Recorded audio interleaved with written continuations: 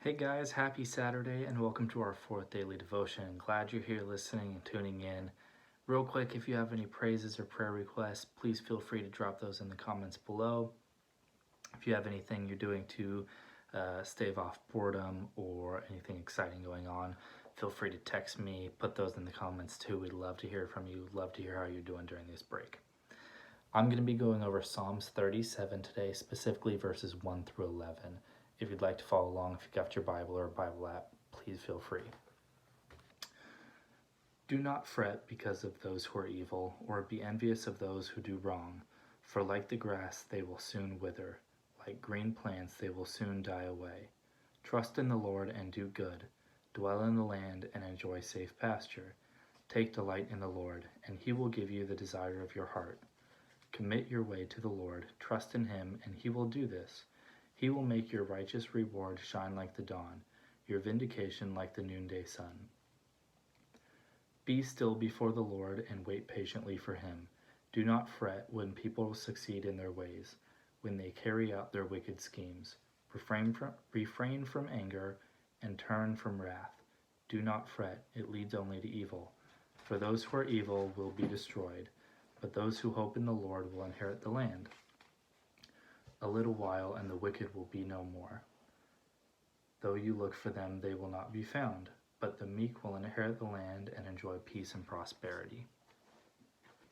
So as I read these verses, the phrase "do not fret" stuck out to me a lot. I decided to read into it to see what the context was and what was going on at the time and how I could apply that to my life. So as we read into it, we see that David is addressing the people, and he's telling them not to be disturbed over the injustices that they're seeing in the world, the injustices they're seeing people commit and that they're worrying about. David says that divine justice will be granted. He tells us to trust in the Lord. He tells us to trust that we need to not fret, to trust that God will take care of things. He says it twice actually. In verse 3 and 5, he says, trust in the Lord. And he also repeats that phrase that I'm focused on, that do not fret. He repeats it 3 times. In verse 1, he starts the verse, or the whole psalm, with do not fret.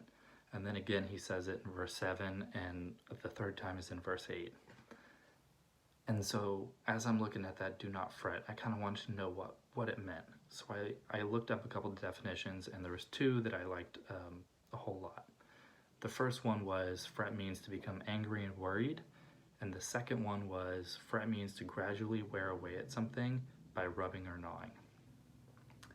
And fretting can be dangerous. Fretting is dangerous. It's a dangerous emotion, and it pulls us farther away from God. If we're fretting, it means we're worrying about injustices or the sins of other people that we don't need to be worried about. God tells us, do not fret, it leads only to evil. And then in verse 10, he says, a little while and the wicked will be no more. So if we trust in God, if we trust that we don't have to fret about these things, God will take care of them. The wicked will be no more. In verse 2, it says, for like the grass they will soon wither, like green plants they will soon die away. And I know it's hard sometimes, especially when we feel personally wronged, when we feel like maybe someone's done something to us, they've cheated us, they've personally wronged us, or treated us unfairly, especially when it feels like that person has gotten away with it. It can be really hard to step back and just trust God and not fret about these things. But in verse 7 it says, be still before the Lord and wait patiently before him. Do not fret when people succeed in their ways, when they carry out their wicked schemes. And that first be still before the Lord and wait patiently for him is really important when we're trying to not fret and trying to not worry about these things that other people are doing. Trust in God. Focus on God.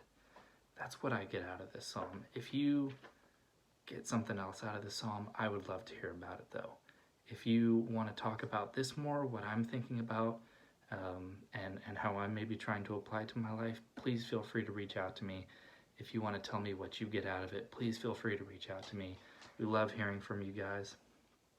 Again, if you have any prayer requests, or praises, anything you're thankful for, please drop those in the comments below too, and have a wonderful weekend.